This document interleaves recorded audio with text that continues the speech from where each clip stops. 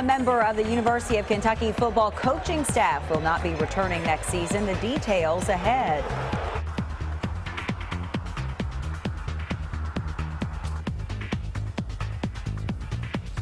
And it looks like we could have a few flakes flying in the area tomorrow. That and, of course, a winter chill. We'll break it all down coming up for you.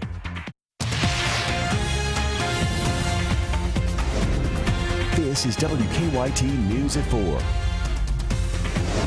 Welcome to WKYT News at 4. I'm Amber Philpott reporting. Jennifer has the afternoon off. Plenty of sunshine out there today. It is ahead, though, of some much colder air set to sweep through the bluegrass, giving us a true December feel for the next few days. Take a look. This is a live picture of downtown Lexington. You can see a lot of blue sky out there. Let's check in now with meteorologist Jim Caldwell. And Jim, is it possible that we might see an actual snowflake or two as we roll into our weekend? It's hard to think when you see that out there right now. You're right. Well, that sunshine, it is hard to think about that. And that might be just exactly what it is, though, a snowflake or two for many of us out there as we advance into your Friday, because your Thursday afternoon, Thursday evening have turned out quite lovely. As far as the skies are concerned, now the first part of the chill has arrived throughout most of the area. We're right now sitting at 44 degrees out at the airport with a feels-like temperature coming in at 39. That's because you've got that west-northwest wind coming in around 10 miles per hour, so naturally making it feel a little bit cooler out there. Now, as we head through the rest of the evening, we'll watch those temperatures drop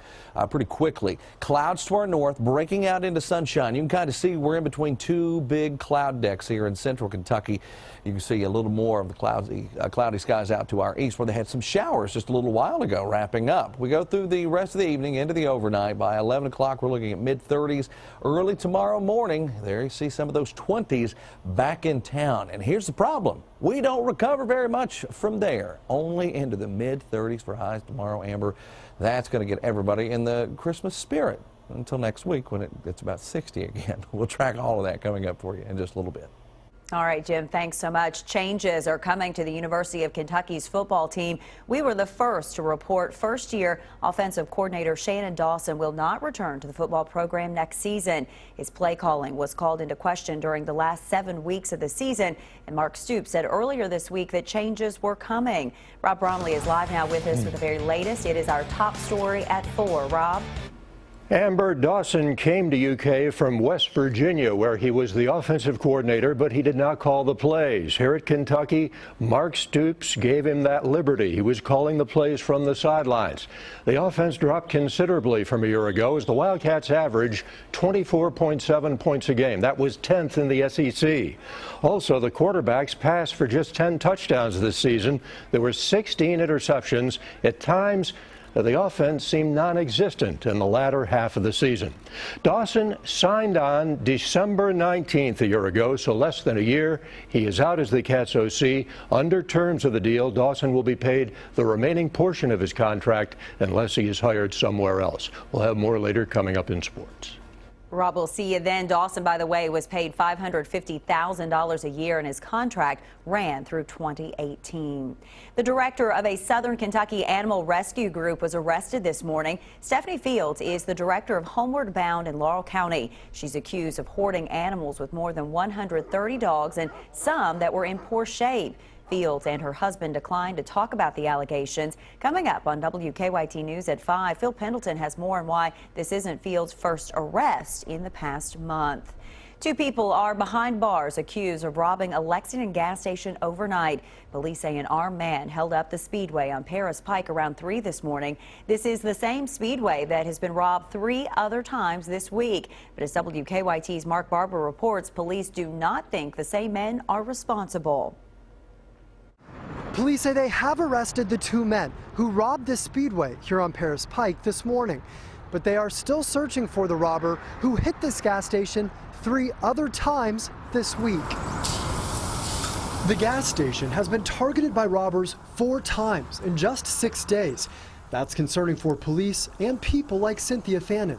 Being a mom of 3 small children, you know, you want to keep the children safe and your family safe. Officers tell WKYT these men hit the speedway around 3:15 this morning. Police say 31-year-old Joshua Rector robbed the clerk and then he drove off with 37-year-old William Riley. Officers patrolling the area tried to stop them, The police chase lasted 10 minutes and stretched 6 miles, ending on Cane Run. Police are still searching for this man. He's the robber who hit the speedway 3 other times this week using a baseball bat, a knife, and a pipe. I wouldn't have stopped here had I known. I probably won't stop here again. Police say they started stepping up their patrols in this area after the gas station was robbed the first 3 times. And that is why they say they were here when the gas station was robbed again early this morning. In Lexington, Mark Barber, WKYT. Rector and Riley are charged with robbery, fleeing or evading police, and possession of a handgun by a convicted felon. We are working on a number of other stories for you on WKYT starting at 4:30. Sam Dick joins us now from the newsroom with a look at some of the news in progress. Hello, Sam. Good afternoon, Amber. The Boyle County Sheriff's Office says 2 drug dealers with a lengthy list of priors are once again behind bars thanks to some information from neighboring Lincoln County. The arrests taking place in Boyle County, both during traffic stops. Deputies stopped the vehicle on Duncan Hill. Inside, deputies and canines found 31 grams of crack cocaine and $1,000 in cash. Christopher Francisco was arrested and charged with trafficking. Deputies also arrested Ty Dorm during a traffic stop after they say they found heroin, synthetic marijuana, pills, and $2,000 in his car. He was delivering and selling the heroin, which is, become a horrible epidemic in our community as a lot of other communities. So, anytime we get information like that, we're try to be pretty proactive and aggressive to see if we can get that stuff off the street.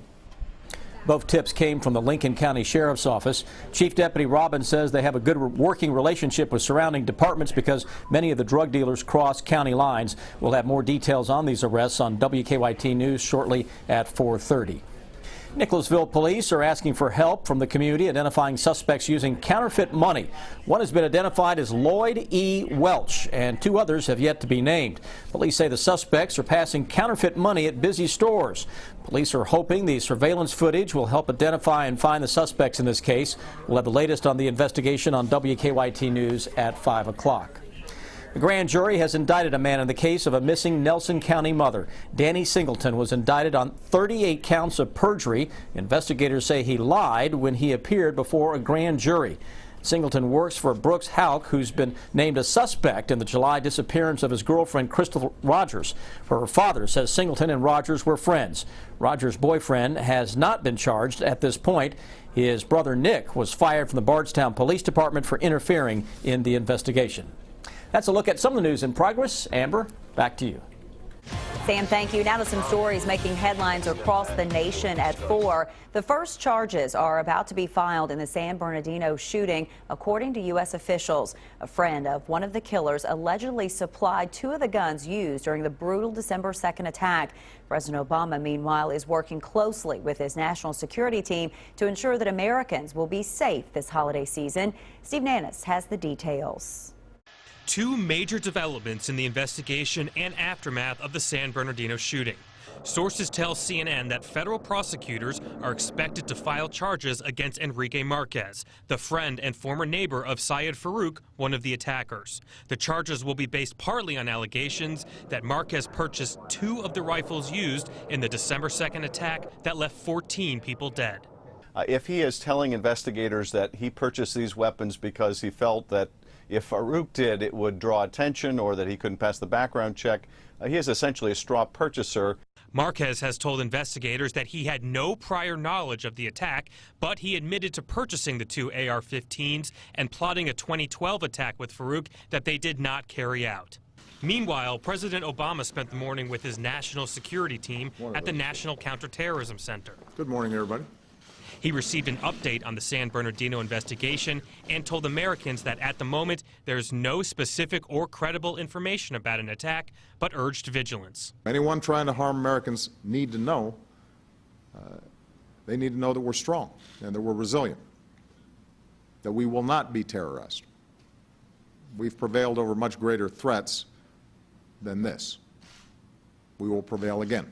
On Friday, the president will travel to San Bernardino to privately meet with the family members of the victims. I'm Steve Nannis reporting.